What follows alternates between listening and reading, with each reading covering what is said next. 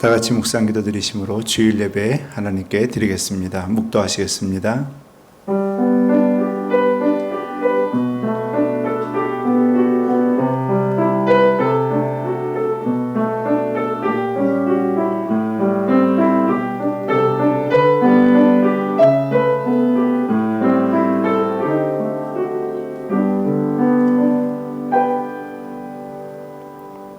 아버지께 참되게 예배하는 자들은 영과 진리로 예배할 때가 오나니 곧 이때라. 아버지께서는 자기에게 이렇게 예배하는 자들을 찾으시느니라. 하나님은 영이시니 예배하는 자가 영과 진리로 예배할지니라. 아멘. 다 같이 사도신경 신앙 고백 드립니다.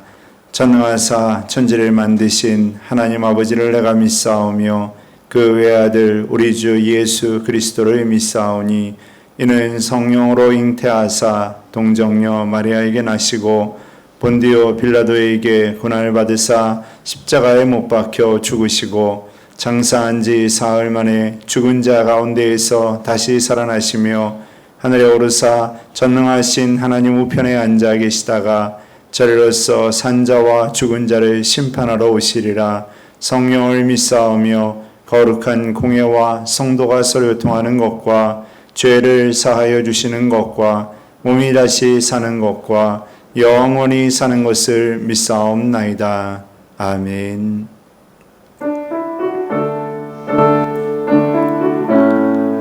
찬송 338장입니다.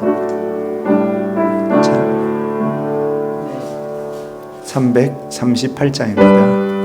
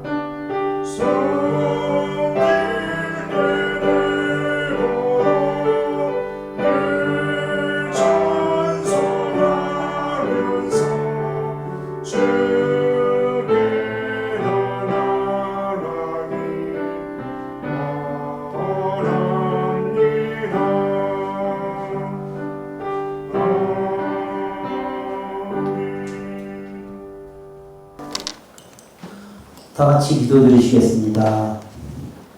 하나님 아버지 감사합니다. 한 주간 주님의 사랑과 은총으로 한 주를 보냈습니다. 우리를 늘 사랑하여 주시고 함께하여 주시며 우리를 얼음의 길로 인도하여 주시길 간절히 바랍니다. 우리들 부분적으로 총 3부로 나누어 예배를 드립니다. 주님 전에 나와 예배를 일부라도 드리게 됨을 늘 감사를 드립니다. 하나님 아버지 어느덧 풍요로운 가을 맞이하여 예배 드리게 되면 또한 감사드리며 우리에게 충만한 은혜를 내려 주시옵소서. 이 시간 때마다 우리들의 심령을 정결케 하여 주시고 주님 주신 비전을 붙잡는 결단의 시간이 되게 하여 주시옵소서. 믿음으로 순종하며 살아가는 우리들의 삶이 될 수 있도록 주님 도와주시옵소서. 하나님 아버지 또한 우리 성원교회 성도들을 늘 기억하여 주시고 함께하여 주시옵소서. 한 주간 우리 성도들 주님의 말씀을 붙잡고 어렵고 힘든 삶의 여건 가운데서도 복의 문, 축복의 통로가 오직 주님뿐임을 기억하고 믿음으로 살아가는 성도들 되게 하여 주시옵소서. 세상의 삶의 무게로 인하여 때로는 낙심하는 성도들이 있을 줄 압니다. 이들에게 주님 은혜를 베풀어 주시고 풍성한 열매와 영적인 영혼 구원의 열매가 가득한 삶이 되게 하여 주시옵소서. 하나님 아버지 또한 우리 성원교회를 위해 기도합니다. 주님 우리 교회를 기억하여 주시고 늘 축복하여 주시옵소서. 지금은 코로나로 인하여 구제와 전도가 쉽지 않지만 이 어려운 시기가 하루빨리 해소되어 주님께서 주신 사명을 잘 감당하는 교회가 되게 하여 주시고 구원과 전도에 힘쓰게 하여 주시옵소서. 주님 또한 주님의 성전에서 많은 이들이 위로와 은혜를 받는 교회, 영광과 평강이 가득한 교회, 사랑과 은혜가 넘치는 교회가 되게 하여 주시옵소서. 또한 교회를 위해 수고하고 헌신하는 많은 성도들이 있습니다. 이들의 수고와 헌신을 기억하여 주시고 우리 교회 각 기관들이 부흥하고 발전할 수 있도록 주님 도와주시옵소서. 특별히 교회 학교가 코로나로 인해 오랫동안 예배가 중단되고 있습니다. 우리 아이들을 위해 예배 회복이 빨리 될 수 있도록 주님 우리에게 지혜와 능력을 주시길 또한 간절히 기도드립니다.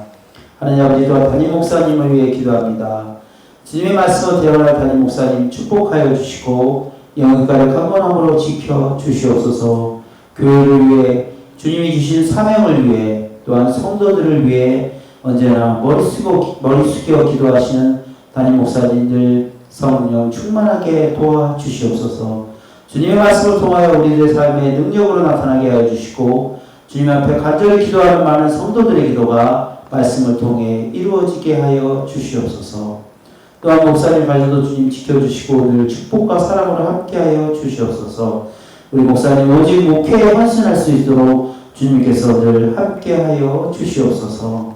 하나님 아버지 지금이 예배의 시작입니다. 마치는 시간까지 주님께서 함께해 주시길 간절히 바라오며 사랑하신 우리 주 예수 그리스도의 이름으로 간절히 기도드립니다. 아멘.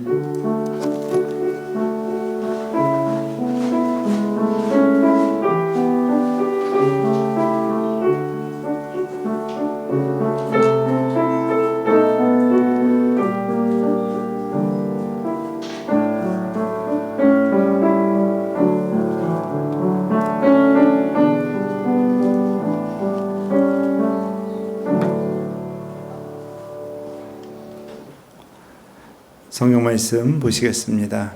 마태복음 12장 38절에서 45절입니다. 마태복음 12장 38절로 45절입니다.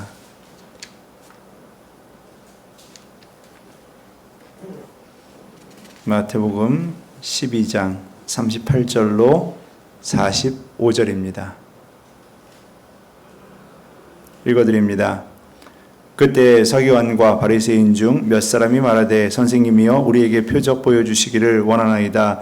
예수께서 대답하여 이르시되 악하고 음란한 세대가 표적을 구하나 선자 요나의 표적밖에는 보일 표적이 없느니라. 요나가 밤낮 사흘 동안 큰 물고기 뱃속에 있었던 것 같이 인자도 밤낮 사흘 동안 땅속에 있으리라. 심판 때에 니느웨 사람들이 일어나 이 세대의 사람을 정죄하리니 이는 그들이 요나의 전도를 듣고 회개하였음이거니와 이거니와 요나보다 더 큰 이가 여기 있으며 심판 때 남방 여왕이 일어나 이 세대 사람을 정죄하리니 이는 그가 솔로몬의 지혜로운 말을 들으려고 땅 끝에서 왔음이거니와 솔로몬보다 더 큰 이가 여기 있느니라. 더러운 귀신이 사람에게서 나갔을 때 물 없는 곳으로 다니며 쉬기를 구하되 쉴 곳을 얻지 못하고 이에 이르되 내가 나온 내 집으로 돌아가리라 하고 와보니 그 집이 비고 청소되고 수리되었거늘 이에 가서 저보다 더 악한 귀신 7을 데리고 들어가서 거하니 그 사람의 나중 형편이 전보다 더욱 심하게 되느니라.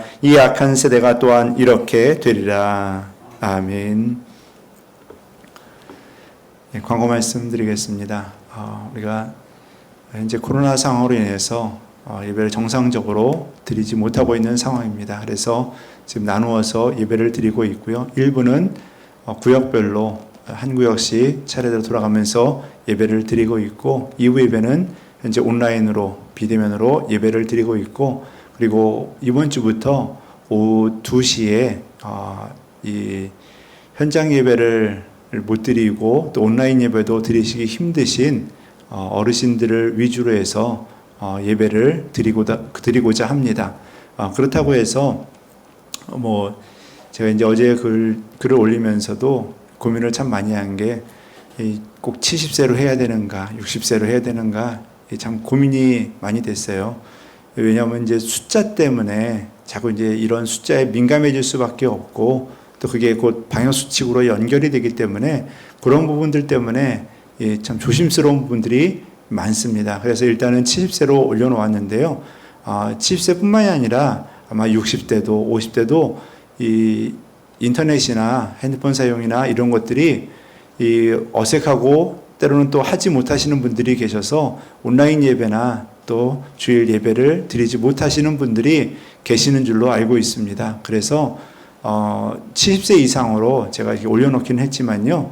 혹시 예배는 드리고 싶은데 드리지 못하시는 분들은 오후 2시에 되도록이면 와주시면은 그때 같이 예배를 현장 예배로 드리시면 될 것 같습니다. 그러니까 매주 이제 예배를 못 드리셔가지고 힘드신 분들은 오후에 2시에 나오시면 될 것 같아요. 그래서 2시에 예배를 드리고 또 하나님께 은혜로서 나눌 수 있는 그런 시간이 될 수 있게 되기를 바랍니다. 이거는 아마 정말 바라기는요, 길지 않기를 바라요. 정상적으로 다시 다 돌아오기를 바라고 있습니다. 그래서 조금 더 바라면은 우리가 다 같이 모여서 예배드리는 그 시간을 바라고 있고요. 조금 덜 바란다고 한다면은 1부, 2부로 계속 나눠서 매주 예배 드릴 수 있는 그런 모습이 된다고 한다면은 그것만으로도 만족하고요. 그렇게 되면은 이제 오후 예배는 우리 주일학교 예배로 바꿨으면 하는 그런 마음도 있습니다. 그래서 주일학교 예배를 먼저 시작을 할까 그런 생각도 참 많이 했었는데 70세 이상 어르신들을 먼저 제가 한 것은 사실 현장 예배가 아니면 예배를 못 드리시는 분들이 꽤 많이 계시고, 그리고 또 백신도 2차까지 다 맞으신 분들이 대다수이기 때문에 그래서 현장 예배를 드리는데도 조금 부담이 저희가 방역수칙 면에서도 조금 덜하기 때문에 그래서 72세 이상의 어르신들을 먼저 기준으로 오후 예배를 시작하려고 합니다. 그러니까 몇 주가 될지는 모르겠어요. 방역수칙이 바뀌게 되면은 전체 예배를 드릴 수 있다고 한다면은 좀 바뀌어서 오전으로 드릴 수 있겠지만, 당분간은 예배를 못 드리시는 분들은 주일날 교회 오고 싶으신데 하는 그런 마음이 있으신 분들은 오후 2시에 오시면은 예배를 드릴 수가 있습니다.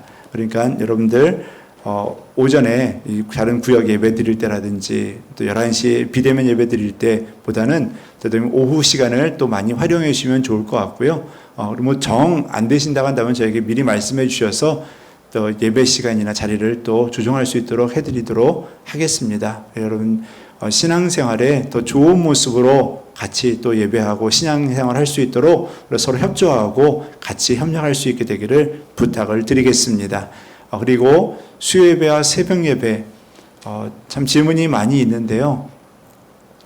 지금 2주가 더 연장이 되었습니다. 4단계가요. 그리고 연일 지금 2,000명 이상이 계속해서 나오고 있는 상황이기 때문에 조금은 아직 섣불리 뭔가를 다 계속 늘려나가는 것은 조금 불안한 상황이라고 생각을 합니다. 그래서 뭐 예배 드리는 게 뭐 얼마나 되겠다.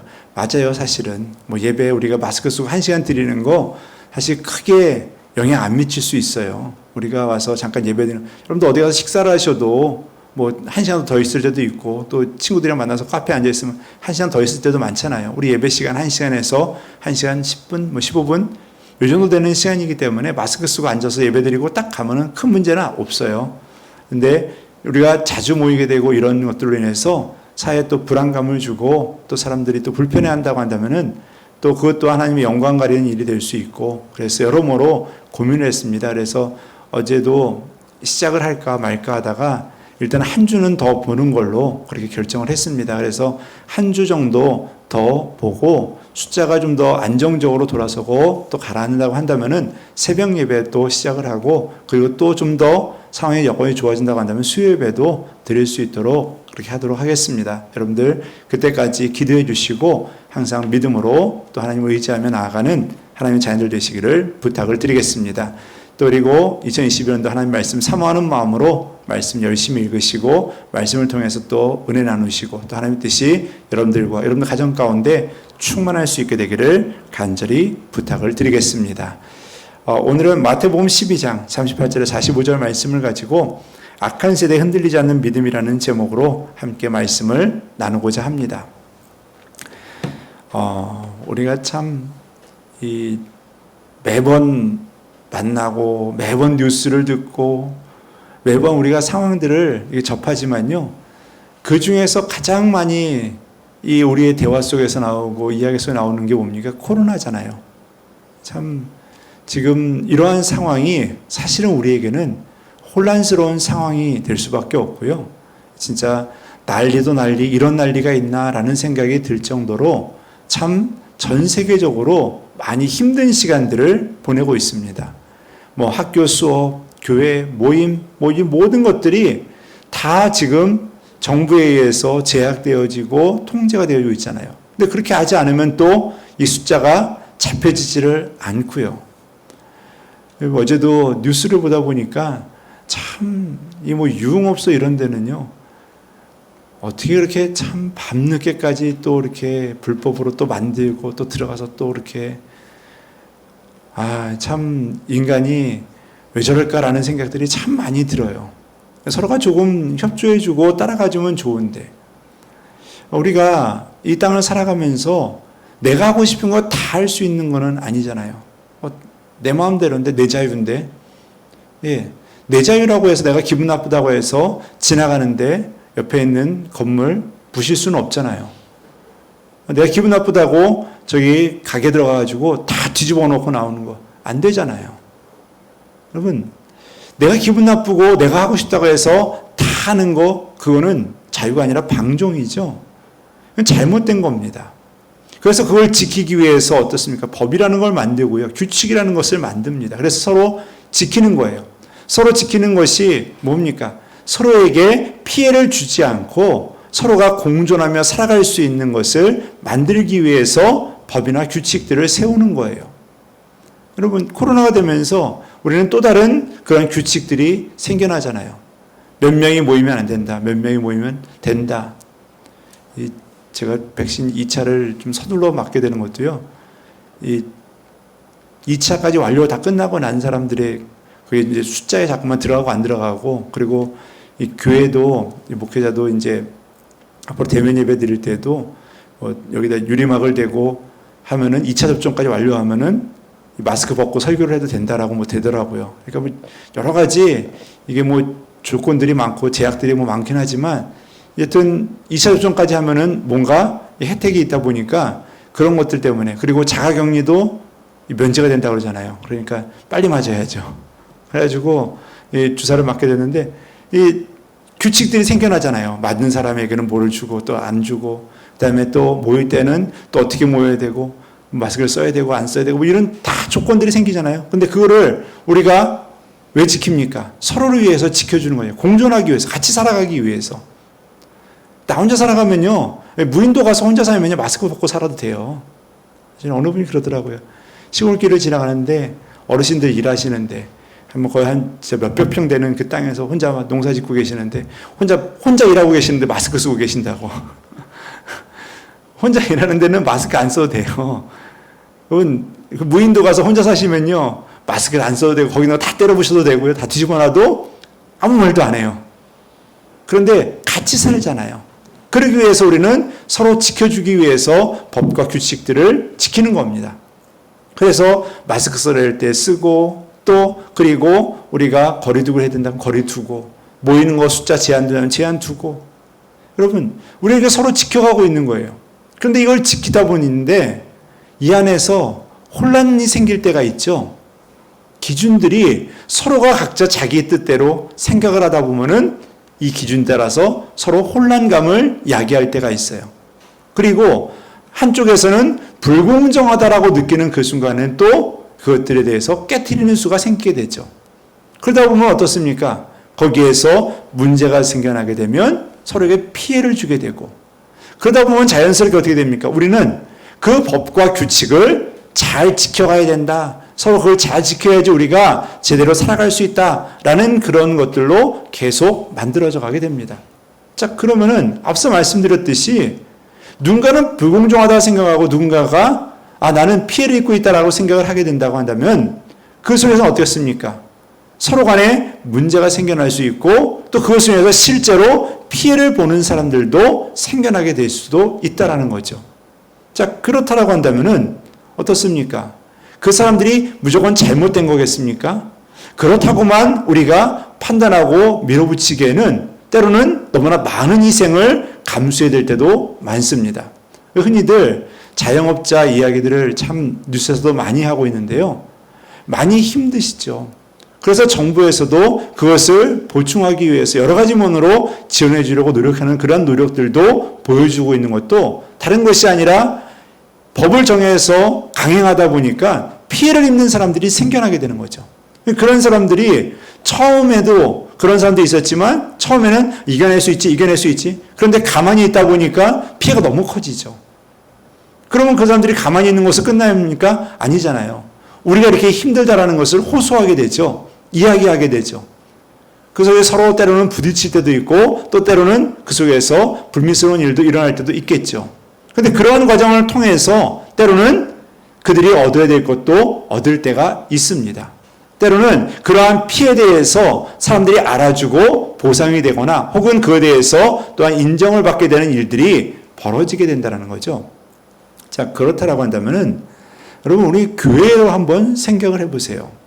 코로나가 되면서 교회도 우리가 지금 비대면으로 예배를 드리고 있지만요.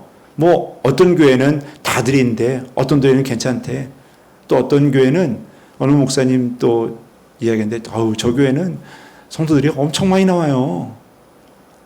그러다 보면은 당연히 주변 사람들이 눈이 어떻죠? 안 좋죠. 그런데 또 거기에 다니시는 분들은 또 어떻습니까? 당연히 교회 다니게 예배를 드려야지. 여러분 이러다 보니까요 교회도 혼란스러워요. 기준이 서로가. 어떤 분들은 우리 교회 맨날 예배 드리는데 괜찮아 하시는 분도 계시고요. 어떤 분들은 아니에요. 우리도 마찬가지로 잘 지키려고 지금 계속해서 조절을 하고 있고 그렇게 지켜서 예배 드리려고 지금 비대면으로 예배를 드리고 있는 거고요. 여러분 서로가 각자 또 기준이 좀 다르다 보니까 교회 안에서도 서로가 네가 맞다, 네가 틀리다, 네가 맞는 것이다. 저게 맞지, 저건 아니지. 교회가 왜 그래? 교회 예배 드려야지. 여러분 이러한 말들에 의해서 우리 스스로도 혼란감을 가져온다라는 거예요. 성도들 안에서도요 서로 혼란스러워해요. 때로는 질문도 던져요. 왜 우리 교회는 예배 안 드리냐고, 왜 우리 교회는 안 하냐고. 이게 서로 간에 이 기준이 다르고 서로 간에 생각이 다르다 보니까 이게 정해진 건 맞습니다. 그런데 되는 부분들은 다 하면 되잖아요. 하면서 그러다 보면요 우리 인간이요 참 어떻게 보면 악하다고 하는 표현이 좀 과하긴 하겠지만요. 우리 인간은 하나를 하게 되면은 괜찮네 그러면 또 불감증이 생기죠. 하나 더 하게 되고요. 괜찮네. 그럼 또 저기 해야 되고. 이게 그래서 우리가 이 법이라는 거 규칙을 하나 깨기 시작하면요. 계속 깨게 돼요. 사실은. 그런데 어찌 보면은 하나 깨서 괜찮다고 한다면요. 그 다음 사람은 어떻게 했죠? 그래도 괜찮네. 하고 또 하게 돼요. 이러다 보니까 서로 혼란감이 이 안에 계속 유발되게 됩니다. 예배를 드리면 되죠. 뭐가 문제예요? 지금까지 한 번도 안 쉬었다는 분도 계시더라고요. 한 번도 안 쉬고 예배 다 드렸대요. 참 능력이 충만하시고 은혜가 있는 분이세요. 저는 그렇게 못했는데 그분은 대단하신 것 같아요. 여러분, 뭐가 맞느냐라고 물어보는 분들, 어떤 게 진짜냐, 어떤 게 저기냐, 교회가 어떻게 되냐. 여러분, 우린 참 혼란한 시대에 살아가고 있어요. 우리가 드리는 예배조차도 지금 이것이 맞다 틀리다라는 이야기를 해야 되고 논쟁을 해야 되는 상황에 놓여져 있고요. 실제로 코로나가 시작되고 온라인 예배가 한참 시작되면서부터는요, 신학자들 사이에서도 서로 논쟁이 되는 거예요. 온라인 예배가 허용이 되어야 되고 그것이 자리 잡아야 된다라는 이야기들과 실제로 현장 예배를 계속해서 강행해야 된다는 그런 이야기들로 계속해서 서로 간에 논쟁이 오갈 정도로 이야기가 많았었습니다. 여러분, 이게 우리가 맞다라고 세워놨지만 이게 진짜 맞는가라는 생각도 하게 되고요. 이게 진짜 세상적으로, 아니 교회적으로, 신앙적으로 맞는 것인가? 여러분, 굉장히 우리는 혼란스럽다라는 거예요. 우리가 지금 비대면을 드리는 거 모르죠? 하나님께서 예배 그냥 드리고서 죽으면 천국 가면 되는데 뭐가 문제하고, 하나님 나중에 뭐라고 그러신다면 우리 또 할 말이 없어요. 반대로 너네가 세상 속에서 이렇게 시끄럽게 울어서 전도의 문이 닫히게 됐으니까 너네들 어떻게 할 거니? 하나님께 또 할 말이 없어요. 사실 어떻게 보면은 우리가 지금 살아가는 우리의 삶의 기준들을 우리가 어떻게 잡아야 되는지, 우리가 또 어떤 방향 와야 되는지 우리 스스로도 또한 잡지 못하고 혼란스러워하는 게 우리의 모습이라는 거죠. 오늘 본문 말씀에 보면요, 고린도전서 1장 22절 말씀에 보면 사도 바울은 이런 이야기를 합니다. 유대인들은 표적을 구한다라고 이야기를 해요. 유대인들이 표적을 구한다. 유대인들이 표적을 얼마나 구하느냐라는 것을 생각해 보면요, 당시의 랍비들이나 당시의 유대인들은 굉장히 많이 이 메시아에 대한 기대를 하면서 표적과 기적을 굉장히 많이 요구를 했습니다. 그러다 보니까 누군가가 훌륭한 자가 나타났다? 그럼 표적이 뭐냐? 기적이 뭐냐? 하나님의 아들? 그럼 하나님의 아들이 되는 그러한 표가 뭐야? 도대체 그게 어떠한 거야? 라는 것을 요구한다라는 거죠. 예를 든다고 한다면요, 하나님의 사람이야. 하나님의 말씀을 전해. 그러면은 저 사람 어떤 기적을 행해? 어떤 능력이 있어? 하나님부터 진짜 음성을 들었어? 이런 것들에 관심을 갖는다라는 거예요. 어떤 랍비의 이야기가 적혀져 있는 글을 보게 되어서 소개해드리겠는데요. 어떤 랍비가 자신의 제자들에게 메시아가 오시는 때에 대해 질문을 받았는데, 그때 이 랍비가 했던 첫 마디가 뭐냐면은 나에게도 표적을 보여달라고 할 거냐라는 거예요. 그러니까 이 당시에 흔한 게 뭐냐? 표적이 뭐냐라는 거예요. 당신이 하나님 사람이냐? 표적이 뭐야? 이거예요, 한마디로. 우리가 쉽게 좀 더 이해한다고 한다면요, 모세가 이스라엘 백성들을 데리고 나왔잖아요. 그러면은 그 백성들이 뭐라고 그러니까 무슨 권한으로 네가 그런 이야기를 하냐라는 거죠. 무슨 권한으로? 하나님께서 내게 말씀해 주셨다. 그래? 무슨 권한? 어떻게? 뭔가 보여줘봐. 보여줘봐. 그렇게 나가는 거예요, 여러분. 자꾸 이제 표적을 구한다라는 게 그러한 상황에 나간다는 거죠. 그러다 보니까 어떤 게 유행하게 되냐면요, 하나님의 사람이다, 말씀을 전하는 자다, 혹은 이끌어가는 자다, 그런 사람들에게 가장 많이 요구되어지는 게 하나님을 만나봤느냐, 하나님과 얼마나 대화를 많이 나눴느냐, 이러한 것에 기준을 자꾸만 삼는 거예요. 그러면서 어떻게 보면은 비정상적인 방법, 기적적인 방법을 통해서 하나님과 얼마나 관계를 가지고 있느냐라는 질문들을 계속 던진다라는 거예요. 그러면 이러한 것에 문제가 뭐냐라는 거죠. 왜 이런 질문들을 던지게 되느냐? 여러분, 이 당시에 문제가 뭐였냐면 이렇게 비정상적인 방법, 기적적인 방법으로 하나님을 만나는 것이 하나님께 가까이 가는 것이다 라고 이렇게 서로 간에 암묵적인 그러한 이야기들이 오갔다라는 거예요. 성경에서도 분명 그러한 이야기들이 많이 나오다 보니까 당연히 그렇게 볼 수도 있다라는 거예요. 자, 그런데 여러분, 제가 전에도 말씀을 드렸고요. 말씀을 통해서 여러 번 이야기를 드렸지만요. 여러분, 하나님의 사람이 성경에 기록되어 있는 몇몇 사람들은 기적적인 만남을 가졌지만 그렇지 못하면서도 하나님의 일을 한 사람들도 여러분 엄청나게 많이 있어요. 하나님을 기적적인 방법으로 만난 사람도 있지만요. 그렇지 못한 사람들도 많이 있다라는 거예요. 그래서 한 학자는 그런 이야기합니다. 이 사람들이 가장 중요한 것을 놓치고 있습니다. 그게 뭐냐? 평범한 삶 속에서 하나님을 만나는 것을 망각하고 있습니다. 라는 거예요. 평소에 우리의 평범한 삶에서도 하나님께서는 역사하고 있다라는 거예요. 그런데 그것을 망각하다 보니까 자꾸 뭘 합니까? 기적적인 거를 찾는 거예요. 그런 비정상적인 방법으로 하나님을 만나는 게 특별한 사람이고 특별한 거라고 자꾸 여기다 보니까 그런 것들로 인해서 다른 사람들은 그냥 다 무시되어지는 거예요. 그러면은 어떻게 됩니까? 그렇게 못 만난 사람들은, 하나님 못 만난 사람들은 하나님께 쓰임받지 못하는 사람, 그리고 그렇게 부름받은 사람은 어떠한 모습이든지 저 사람은 하나님의 사람. 이러다 보면 자칫하면 이단도 나오기 쉽고요. 이렇게 하다 보면 자칫 우리가 잘못된 길로 빠지기도 쉽습니다. 여러분, 이러다 보니까 결국 이것의 문제가 뭐냐라는 것을 돌아보면 믿음의 문제라는 거예요. 믿음의 문제. 믿음의 문제가 무슨 믿음의 문제냐? 하나님에 대한 믿음과 신뢰가 이들에게는 없다는 것과 똑같다라는 거예요. 하나님은 비정상적인 기적적인 방법이 아닐지라도 우리 안에 계시는 줄 믿습니다.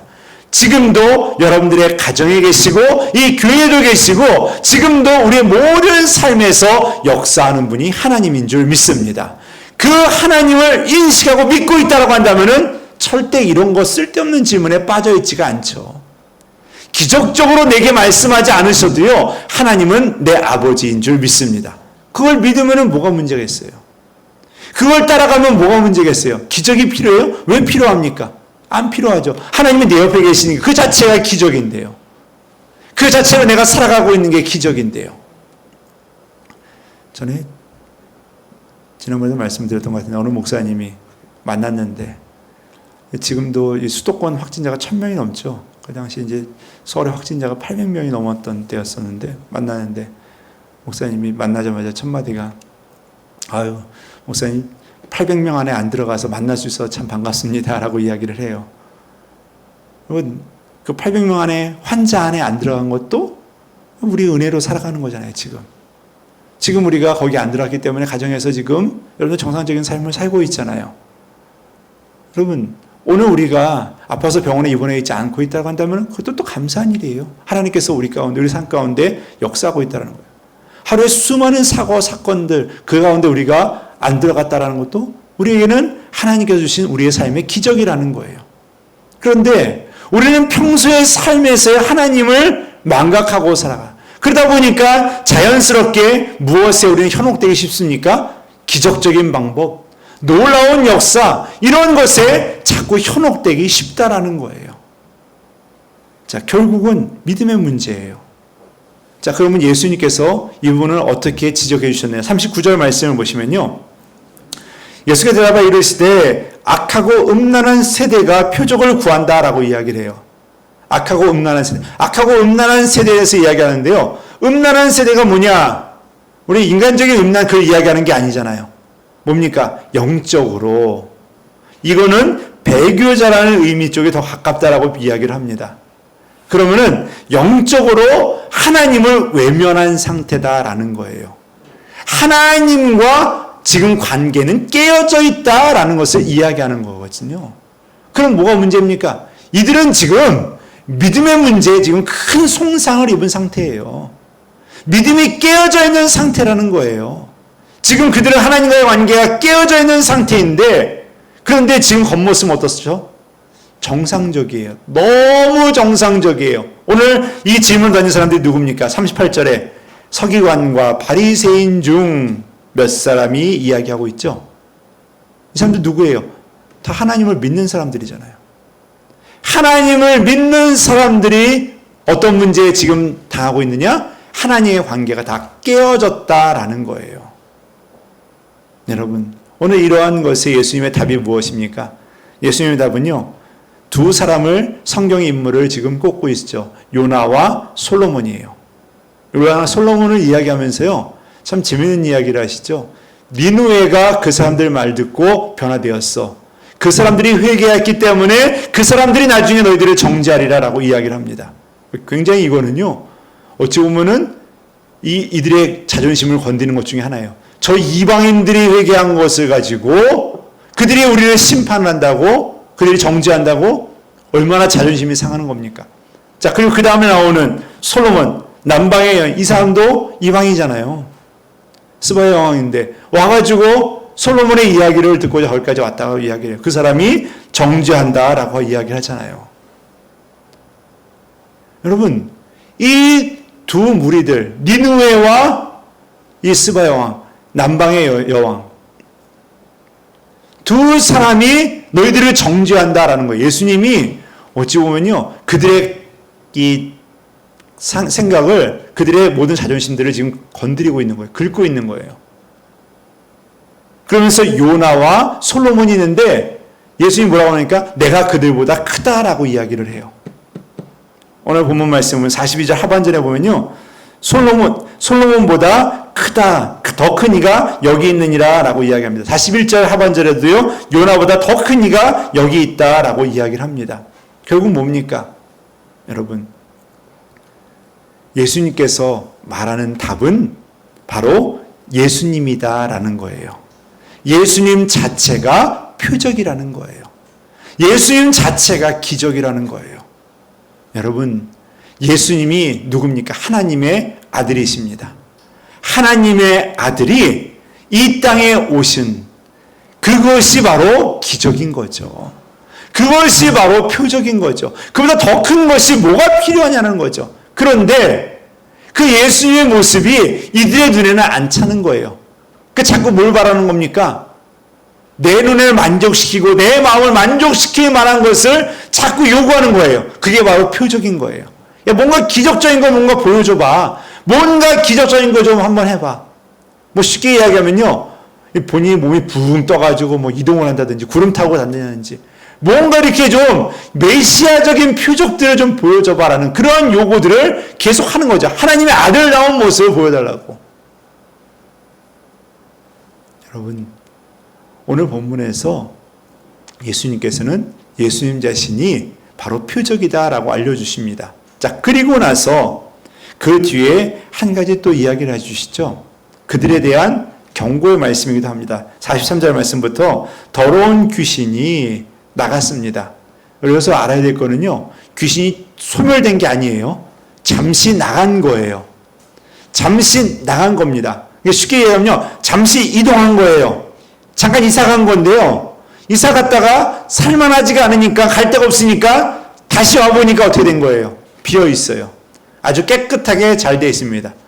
다시 살 수 있네? 또 들어와 사는 거예요. 그런데 혼자 살기는 아까우니까 어떻습니까? 7명의 더 더러운 귀신들을 데리고 와서 같이 산다라고 이야기하고 있습니다. 이게 뭡니까? 너희들이 지금 그 꼴이다라는 거예요. 조심하라는 거예요. 경고의 메시지인 거죠. 왜 그럼 이런 경고를 했겠습니까? 왜 이런 예수님이 경고를 했겠어요? 하나님 앞에 회개하고 하나님만을 바라보겠습니다 라고 주님 앞에 고백하고 다짐해 놓고 그들 안에 누가 없다는 겁니까? 하나님이 안 계신다라는 거예요. 그리고 그 안에 하나님이 계시지 않으니까 결국 뭡니까? 빈 깡통이라는 거예요. 그래서 어떻게 오늘날 말로 표현한다면요, 좀 과격한 말이에요. 야, 너 빈 깡통이야. 이거 똑같은 거예요. 한마디로. 예수님께서 바리새인과 서기관들에게 하는 이야기는요, 너 깡통이야. 너 안에는 지금 아무것도 없고 겉모습만 지금 바리새인이고 서기관이고 너희들은 지금 깡통이야. 똑같은 거예요, 이거는. 여러분, 오늘 우리가 이런 소리를 듣는다고 한다면 과연 어떻겠습니까? 오늘 우리가 주님 앞에 이런 이야기를 듣는다고 한다면 과연 어떻겠습니까? 여러분, 오늘 이러한 이야기 속에 우리가 돌아봐야 될 것이 있습니다. 과연 내 믿음은 흔들리지 않는 믿음인가?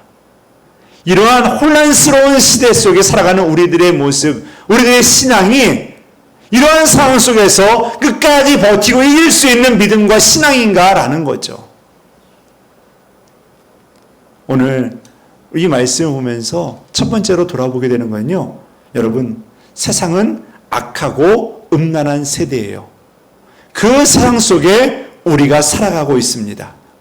그리고 우리는 그러한 모습에 쉽게 빠져들기 쉬운 자들이다라는 거예요. 결국 뭡니까? 우리는 넘어지기 쉬운 자들이다라는 거예요. 넘어지기 쉬운 자들. 이 악한 세대에 넘어지기 쉬운 자들이 바로 누구냐? 바로 우리들이라는 거예요. 우리가 믿음 잃기 쉬운 자들이고요. 우리가 넘어지기 쉬운 자들이고요. 우리가 연약한 자들이다라는 것을 오늘 우리에게 알려주고 있다라는 거예요. 여러분과 저는요, 우리 모두는 다 넘어지기 쉬운 자들이다라는 거예요. 너무나 유혹에, 너무나 그 모든 것들에 흔들리기 쉽고 넘어지기 쉬운 게 바로 우리의 모습이다. 그러면 여러분, 우리가 외적으로 돌아본다고 한다면요, 결국 우리의 외적인 상황은 우리에게는 굉장히 치명적이에요. 우리에게 위험한 상황이라는 거예요. 결국 세상은요, 우리가 세상 속에서 살아가고 세상 속에 어울려서 있고 그 속에서 우리의 삶이 지금 돌아가고 있지만요, 그 세상은 어떠한 세상이냐? 우리의 믿음과 우리의 신앙을 넘어뜨리기에 충분하고 그런 것들이 우리를 흔들고 있다라는 것을 우리에게 알려주고 있다라는 거예요.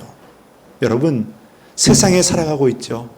세상 속에 여러분들이 여러 가지 모습으로 분주하게 뛰어다니고 있죠. 여러분들이 무언가를 위해서 또 일을 하기 위해서 여러 가지 모습으로 바삐 살아가고 있죠. 그런 모습들이 여러분 열심히 살고 부지런하게 살고 다 좋습니다. 하지만 그것이 여러분들 스스로 무너질 수 있는 길이 될 수 있다는 것도, 신앙과 믿음이 무너질 수 있는 길이 될 수 있다는 것도 여러분 항상 기억하시기를 바라겠습니다. 우리의 외부 환경은요, 너무나도 악해요. 그 상황은 너무나도 위험한 상황이에요. 그러한 상황이 우리 안에서 계속해서 공격을 하고 있어요. 자, 그렇다면 때로는 우리는 이러한 질문도 받아볼 때가 있을 겁니다. 어떤 글에 보니까요, 이 믿는 자들에게 이러한 질문들을 종종 던진다고 하더라고요. 사람들이 희한한 상황들을 만들어 놓고, 예를 들어서 이런 상황이 있는데 그럼 교회 다니는 사람들은 어떻게 해? 라는 질문을 던진다라는 거예요. 그런데 그러한 질문의 의도가 뭐냐라는 거죠. 그러한 질문의 의도 속에는 악의적인 마음이 있고 기독교인들을 어떻게 보면 넘어뜨리려고 하는 그러한 악의적인 마음들이 그 안에 담겨져 있다는 거예요. 그 사람의 마음이 악하다라는 것을 단정짓는 것이 아니라 사단이 그렇게 역사하고 있다라는 거죠. 그러면서 교회가 조금 잘못된 모습만 드러나도 무슨 이야기합니까? 교회가 그러면 되겠어. 교회가 교회다운 모습을 보여줘야지. 그리고 성도라면 그러면 되겠어. 성도가 성도다운 모습을 보여줘야지. 라고 이야기들을 꺼냅니다. 여러분, 맞는 이야기예요. 교회는 교회다운 모습, 성도는 성도다운 모습을 보여줘야 하는 거 맞습니다. 그렇다면 여러분, 진짜 교회다운 게 뭡니까? 진짜 성도다운 게 뭡니까? 여러분, 좋은 일 많이 하고 착한 일 많이 하고 세상 사람들이 봤을 때 저 사람들 정말 착하네, 괜찮네, 그게 교회다운 모습입니까? 그게 성도다운 모습입니까? 여러분, 사람이기 때문에 우리가 부족한 모습, 연약한 모습 당연히 있어요. 우리도 세상 가운데 살아가기 때문에요, 우리도 그 악한 모습에 당연히 넘어가고 흔들릴 수 있는 그러한 연약한 자들이에요. 진짜 교회다운 모습이요, 여러분, 하나님께 예배하는 교회가, 하나님의 은혜가 있는 교회가 진짜 교회다운 교회인 줄 믿습니다. 하나님을 바라보는 교회가 진짜 교회예요. 하나님을 바라보는 성도가 진짜 성도예요. 좋은 일 많이 하는 성도가 좋은 성도가 아니라요. 하나님 앞에서는요, 하나님을 올바로 섬기는 자가 진짜 성도인 거예요. 그런데 우리는 자꾸 혼란에 빠지게 되죠. 아우, 저 사람 착해. 착하다라는 기준을 잠시 생각해 보면요, 뭡니까? 내 말대로 잘하면 착한 거예요. 안 그래요, 여러분? 내 말대로 잘하면 착한 거예요. 내 말대로 안 하면 어떻게 됩니까? 나쁜 사람이에요. 그럼 세상 사람들이 봤을 때 착한 게 뭡니까? 자기들이 원하는 대로 하는 게 착한 거예요. 여러분, 우리가 착한 사람이 되는 게 중요한 게 아니라요, 하나님 앞에 하나님의 사람이 되는 게 중요한 줄 믿습니다. 하나님의 사람이 되는 게 진짜 그리스도인이 되는 거고요, 하나님의 사람이 되는 게 진짜 교회인 거예요. 여러분, 교회가 좋은 일 많이 해요. 하나님이 안 계세요. 그건 똑같은 거예요. 이 바리새인과 서기관들과 똑같다라는 거예요. 여러분, 바리새인과 서기관들 우리보다 훨씬 더 하나님 말씀 잘 따라 살아요. 그들의 모습을 보면요, 너무나도 하나님 말씀대로 뜻대로 잘 사는 사람들이에요. 그런데 오늘 예수님이 뭐라고 지적합니까? 네 깡통이야. 비었어. 결국 뭔 이야기합니까? 이방인들이 와서 니네들 정죄할 거다라고 이야기하거든요. 자존심이 상하는 거죠. 그들이 생각할 때 뭡니까? 나는 이방인으로 태어나지 않는 게 감사다라고 생각하고 있는 사람들인데, 그 사람들이, 이방인들이 와서 우리를 정죄한다? 자존심 상하는 일이에요. 근데 그런 일이 벌어질 수 있다라는 거죠. 여러분, 회개한 자들이 와서 정죄한다. 저 바깥 사람이 회개해서 우리를 정죄할 수 있다는 거예요. 그 정죄가 무엇입니까? 잘한 일, 착한 일 이런 게 아니라요, 하나님을 제대로 섬기는 일을 하고 있느냐라는 거예요. 하나님이 너희 안에 있느냐라는 것을 물어보고 있는 거예요. 여러분, 진짜 성도, 진짜 교회는 하나님을 잘 믿는 겁니다. 세상에 착한 사람이 아니고 세상에 착한 교회가 아니라 하나님 앞에 올바로 서 있는 사람, 올바로 서 있는 교회가 진짜 성도이고 진짜 교회인 줄 믿습니다. 여러분, 우리가 진짜 성도의 모습으로, 진짜 교회된 모습으로 우리는 세워져 가야 될 줄 믿습니다. 그렇다면 외부적인 문제가 굉장히 혼란스럽다라고 한다면 우리 내부적인 문제도 돌아봐야죠. 오늘 예수님께서 이 빈집에 대한 이야기, 영적으로 빈집에 대한 이야기를 하시는 이유가 뭐겠습니까? 하나님의 것을 채우지 못하는 것에 대한 지적이에요. 그들이 열심히 겉은 치장을 하고 겉의 모습은 종교 생활은 열심히 해왔는데 정작 중요한 뭘 못 채우고 있습니까? 하나님을 못 채우고 있다는 거예요. 영적으로 하나님을 채워야 되는 문제에 대해서 문제가 생기고 있다는 거예요. 그럼 이런 문제가 왜 생기느냐? 여러분, 이 부분을 보면서요, 한 책에서 이런 걸 접하게 되었습니다. 유사신앙인이다라고 이야기를 해요. 유사신앙인. 미숙한 신앙인을 이야기하는데요, 성도처럼 보이나 성도의 모습이나 하나님의 것이 채워져 있지 않는 자다라고 이렇게 표현하고 있어요. 그래서 하나님의 사람이라고 표현하면 안 되는 자들이라는 거예요. 그러면은 왜 이들의 문제가 뭐냐? 겉의 모습은 똑같이 예배를 드리고 똑같이 가서 하나님을 찾고 있는 것 같이 보이는데, 기도도 하는 것 같이 보이는데 뭐가 문제라는 거죠. 여러분, 이들은요, 정해진 시간마다 가서 기도를 합니다. 정해진 시간마다 가서 말씀도 배우고 예배도 드립니다. 그런데 예수님이 왜 이런 말씀까지 하셨겠어요? 문제가 있다라는 거죠. 문제가 있다라는 거예요. 여러분, 이들은 하나님을 믿는다고 다니는 것이 아니라 종교 생활을 한 거예요. 종교 생활을 한 거예요. 그들은 가서 예배를 드리는 그 마음 속에 하나님이 안 계시는 거예요. 봉사를 하는데 또한 기도를 하는데 하나님이 안 계시는 거예요. 이게 여러분, 어떻게 보면 우리 안에 굉장히 큰 문제예요. 우리 안에 굉장히 이거는 우리가 심각하게 생각해야 되고 돌아봐야 될 문제라는 거예요. 하나님의 일을 하고 교회를 다니고 하나님의 자녀고 교회 성도고, 여러분 쉽게 생각하면요, 여러분 예배를 드린다고 교회당에 앉아 있어도 그 예배가 하나님께 온전히 안 드려지는 예배가 될 수 있습니다. 그 자리에 앉아 있어도 내 안에 하나님이 채워지지 않을 수도 있어요. 여러분, 우리가 기도한다고 앉아있고 봉사한다고 뛰어다니면서 그 안에 하나님이 안 계실 수 있다는 거예요. 그리고 그렇게 앉아있다고 해서 자연스럽게 하나님의 은혜가 채워지는 게 아니라는 거예요. 여러분, 이 자리에 앉아있다고 해서 성령의 능력이 자연스럽게 채워지는 게 아니에요. 여러분들이 기도의 자리에 매일같이 앉는다고 해서 성령의 능력과 은혜가 매일같이 충만하게 채워지는 게 아니라는 거예요. 우리는 껍데기처럼 앉았다 일어날 수도 있고요, 껍데기처럼 예배드릴 수도 있고요, 껍데기처럼 봉사할 수도 있고, 껍데기처럼 하나님 믿는다고 다닐 수도 있다는 거예요. 그게 바로 오늘 이들의 모습이었다는 거죠. 여러분, 하나님의 것을 채우는 자들이 되시기를 바라겠습니다. 하나님의 은혜를 채우고자 노력을 하세요. 하나님의 능력을 채우고자 하나님에 대한 간절함이, 그 뜨거운 마음들이 다시 한번 생겨나서 하나님의 은혜를 채우시기를 바라겠습니다. 여러분, 이것은 우리가 와 있다고 채워지는 것이 아니고, 우리가 우리의 모습이 기도의 자리처럼 무릎 꿇고 하나님을 바라보면서 하나님의 이름을 부른다고 채워지는 게 아닙니다.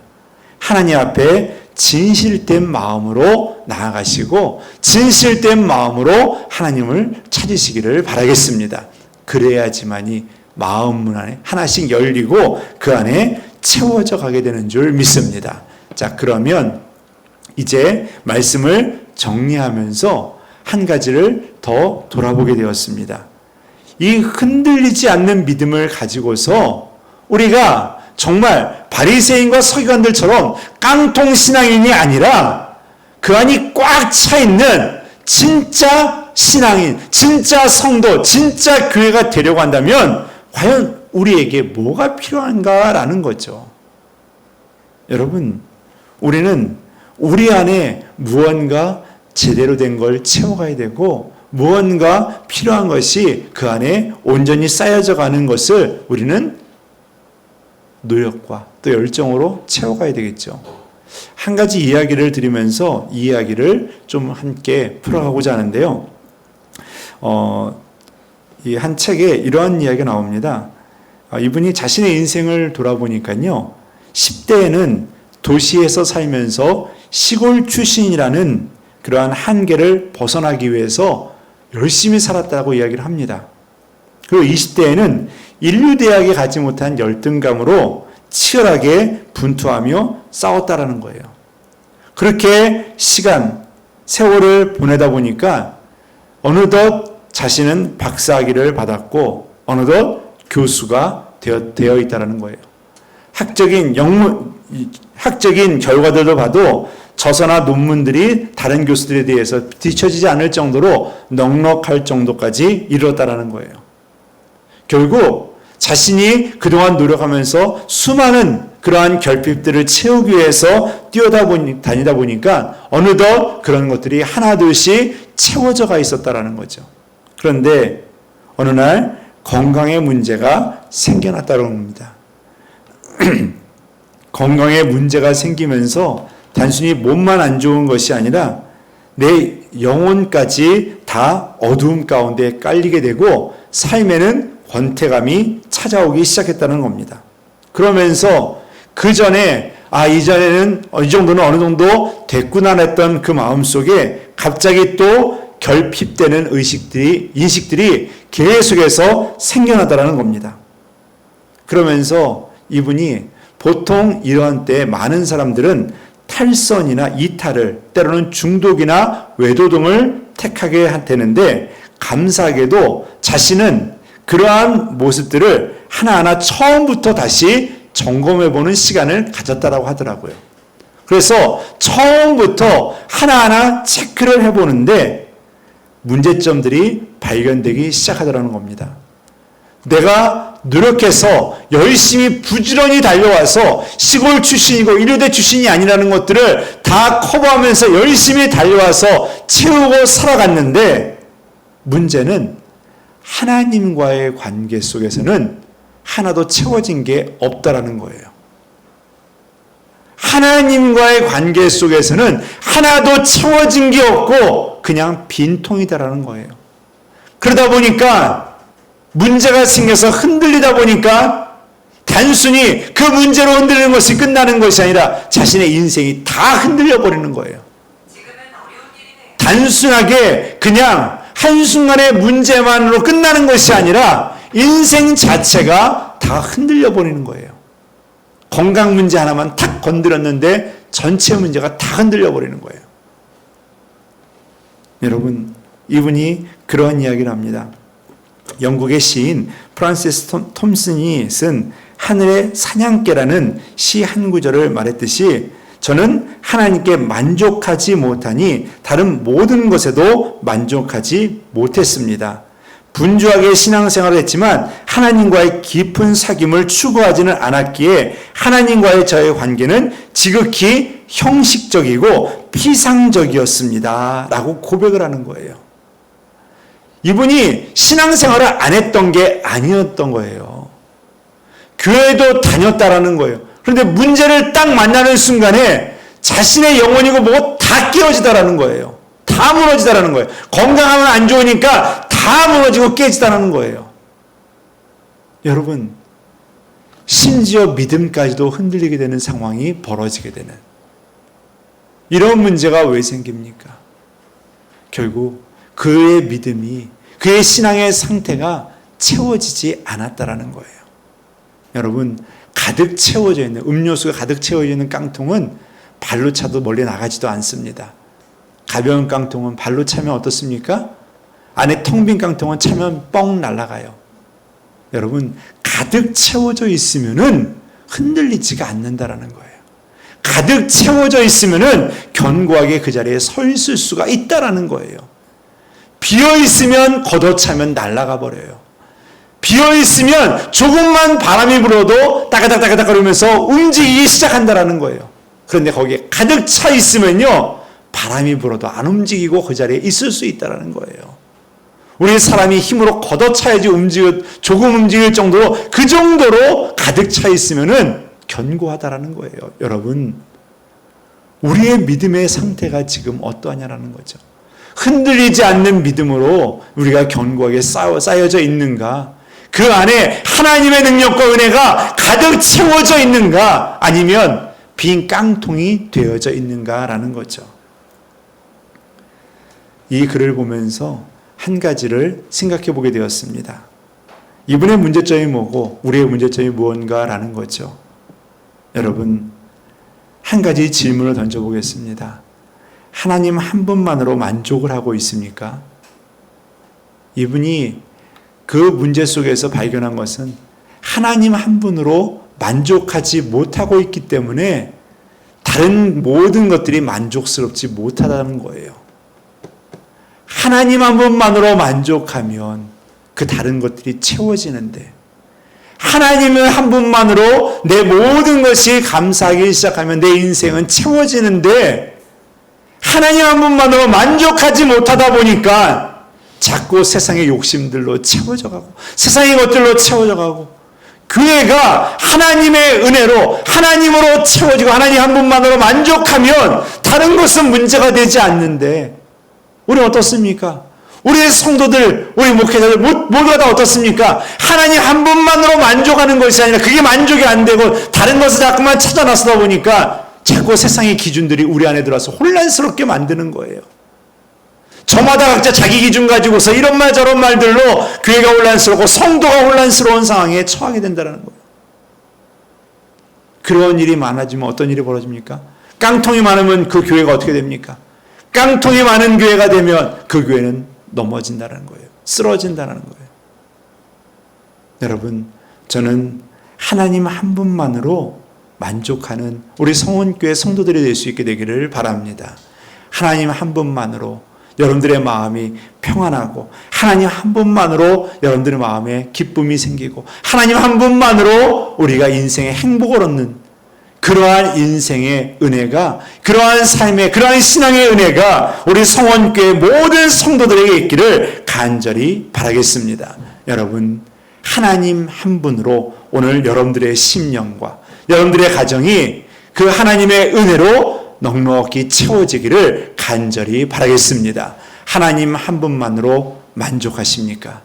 여러분, 이 시간 하나님 한 분만으로 만족함을 달라고 하나님께 기도하시기를 바라겠습니다. 그리고 그러한 간절함으로 하나님을 찾고 하나님을 붙드는 하나님의 자녀들, 우리 성원교회 성도들 될 수 있게 되기를 주님의 이름으로 축원드립니다.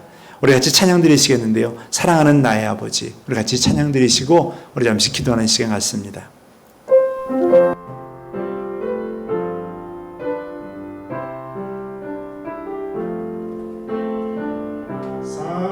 사랑하는 나의 아버지, 이름 높여드립니다. 주의 나라 찬양 속에 임하시니 능력의 주께 찬송하네. 전능하신 하나님 찬양, 언제나 동일하신 주. 전능하신 하나님 찬양, 영원히 다스리는. 사랑하는 나의 아버지 한 번 더 하겠습니다. 사랑하는 나의 아버지, 이름 높여드립니다. 주의 나라 찬양 속에 임하시니 능력의 주께 찬송하네. 전능하신 하나님 찬양, 언제나 동일하신 주. 전능하신 하나님 찬양, 영원히 다스리네.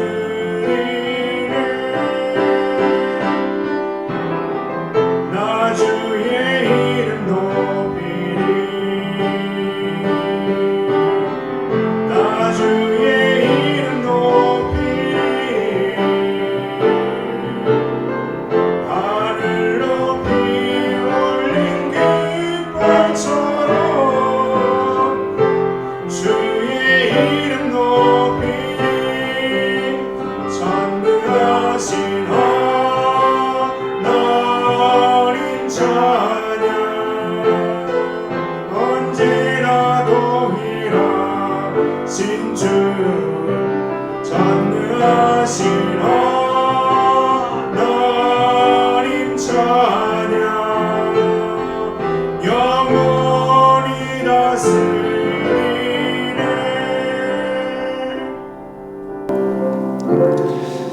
여러분, 우리가 믿는 하나님은 전능하신 하나님인 줄 믿습니다. 우리의 하나님은요, 못하실 것이 없는 분이세요. 그 하나님 한 분만 있으면 모든 게 다 채워지게 되어 있어요. 모든 게 다 풍성해지게 되어 있어요. 그런데 우리는 그 하나님이 안 계셔서 자꾸 세상 것을 채우려고 노력하고 뛰어다니고 있어요. 이게 안 채워지니까 사람 찾아다녀요. 이게 안 채워지니까 여기 또 찾아다녀요. 이것도 안 채워지니까 이거 얻으려고 여기 또 다니고 있어요. 여러분, 하지 말라는 게 아니에요. 하나님의 것을 채우고 나가보시기 바랍니다. 세상이 달라요. 하나님의 것을 채우고 나가보시기 바랍니다. 여러분, 우리의 신앙인의 모습은 달라지게 되어 있습니다. 여러분 하나님 한 분만으로 만족하십니까? 하나님 한 분으로 만족하는 자가 되기를 원합니다. 하나님 한 분만으로 여러분들 기쁨 얻기를 바랍니다. 우리 이 시간 다 같이 기도하실 때, 우리 다 같이 주여 한번 부르시고 기도하실 때 우리가 하나님 한 분만으로 만족하고 있는지 돌아보시고, 하나님만을 바라보고 있는지, 하나님은 내 안에 채워지고 있는지 한번 돌아보시고 하나님께 기도하시기를 바랍니다. 이 시간 우리 다 같이 주여 한번 부르시고 기도할 때 여러분 주신 기도 제목도 함께 기도하시기를 바랍니다. 다 같이 기도하십니다. 주여 아버지 하나님, 아버지 하나님, 우리가 하나님 한 분만으로 만족하고 있는지, 하나님 한 분만으로 우리 안에 하나님의 은혜가 지금 채워져 가고 있는지 주님 돌아보기를 원합니다. 점검해 보기를 원합니다. 하나님 한 분으로 채우지 않는 것을 세상에 가서 채우려고 노력하고 있습니다.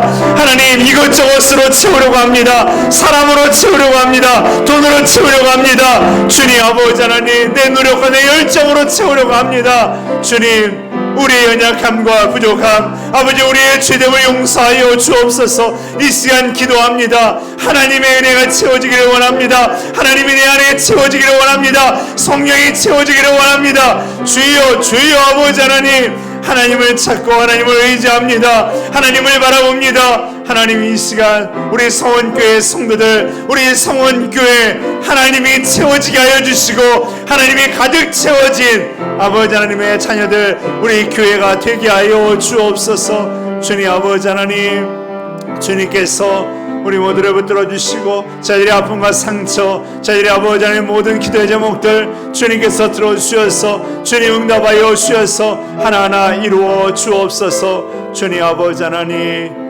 주님께서 늘 붙들어 주실 줄 믿습니다. 하나님 함께하여 주옵소서.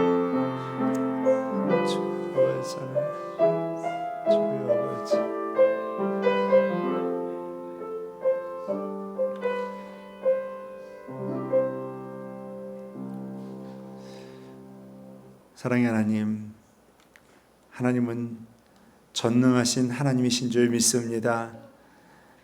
언제나 동일하시고 우리의 찬양받기에 합당하신 분이신 줄 믿습니다. 그 하나님 한 분만으로 만족하며 살아야 되는데, 하나님 그것을 만족하지 못하고 그 믿음과 그 신앙이 흔들리기 시작하면서 우리는 세상 속에서 방황을 합니다.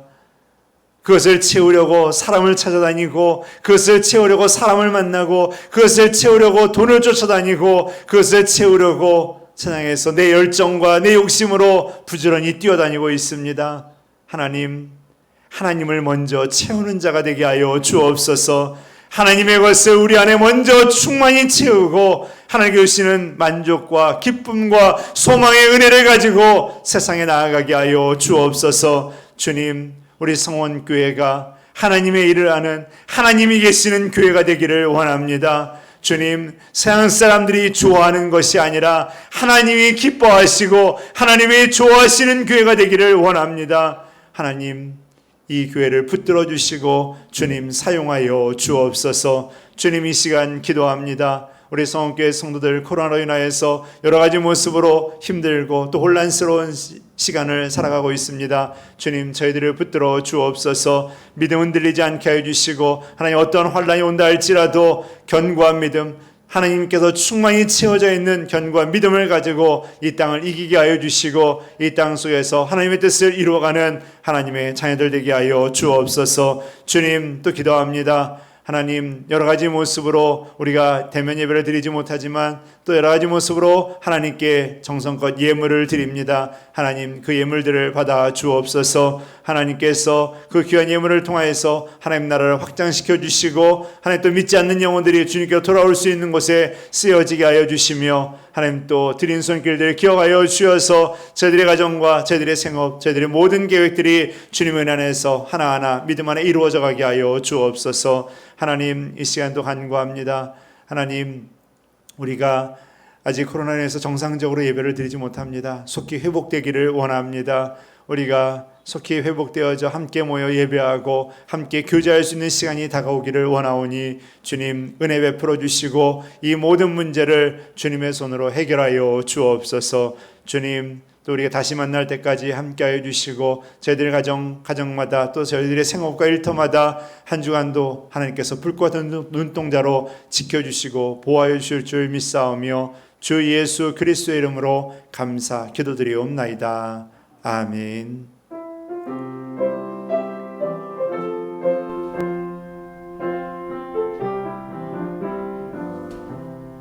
우리 다시 만날 때까지 하나님이 함께 계셔 은혜로서 인도하며 도와주시길 바라네. 다시 만날 때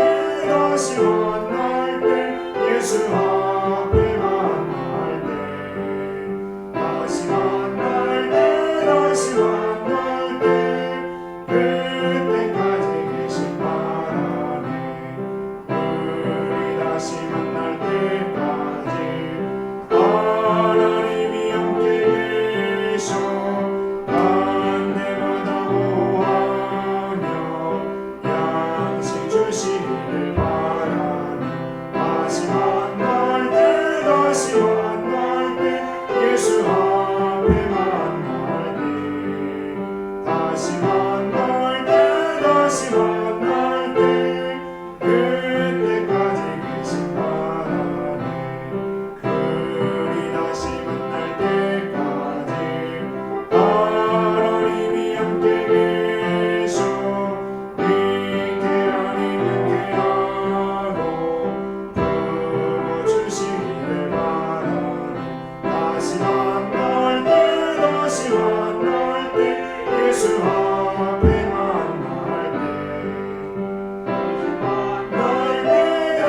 만날 때 그때까지 계신 바라네. 우리 다시 만날 때까지 하나님이 함께 계셔 사망 권세 이기도록 지켜주시길 바라네. 다시 만날 때 예수 앞에 만날 때 다시 만날 때 그때까지 계신 바라네.